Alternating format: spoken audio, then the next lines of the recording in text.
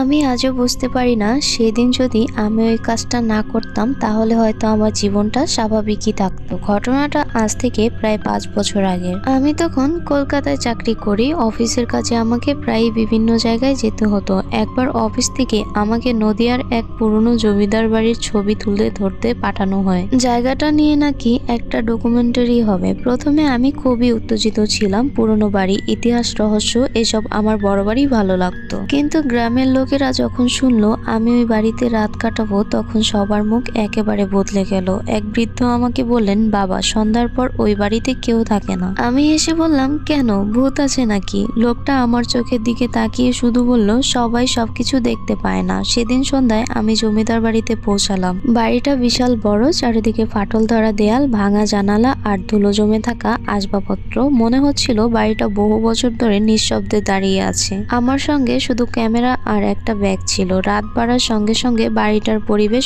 অদ্ভুত হয়ে উঠতে লাগলো। মাঝে মাঝে মনে হচ্ছিল উপরের তলায় কেউ হাঁটছে। ঠক ঠক শব্দ হচ্ছে। আমি ভাবলাম হয়তো ইঁদুর, কিন্তু রাত 1টা নাগাদ হঠাৎ পুরো বাড়িটা কেঁপে উঠলো, যেন কেউ খুব জোরে দৌড়ে গেল করিডোরের দিকে। আমি টর্চ নিয়ে বেরোলাম। করিডোরটা একেবারে অন্ধকার, শুধু দূরে একটা দরজা অল্প খোলা। দরজার ভেতর থেকে মৃদু আলো আসছে। আমি ধীরে ধীরে এগোতে লাগলাম। ঘরের কাছে পৌঁছে দেখলাম ভেতরে একটা পুরনো আয়না রাখা, আর আশ্চর্যের বিষয় আয়নাটার সামনে একটা মোমবাতি জ্বলছে। আমি তো একাই ছিলাম, তাহলে মোমবাতি জ্বালালো কে? হঠাৎ আয়নায় চোখ পড়তেই আমার হাত থেকে টর্চ প্রায় পড়েই যাচ্ছিল। আয়নায় আমি একা ছিলাম না, আমার ঠিক পিছনে একজন দাঁড়িয়ে। একটা ছোট মেয়ে, বয়স 10-11 হবে, সাদা ফ্রক পরা, মাথা নিচু। আমি সঙ্গে সঙ্গে পিছনে ঘুরলাম, কেউই নেই। আবার আয়নার দিকে তাকাতেই দেখলাম মেয়েটা এবার মুখ তুলে আমার দিকে তাকিয়ে আছে। তার চোখ দুটো সম্পূর্ণ কালো আর ঠোঁটে অদ্ভুত একটা হাসি। আমার শরীর ঠান্ডা হয়ে গেল। আমি দৌড়ে ঘর থেকে বের হতে গেলাম, কিন্তু করিডোরের শেষে হঠাৎ দেখলাম সেই একই মেয়ে দাঁড়িয়ে আছে।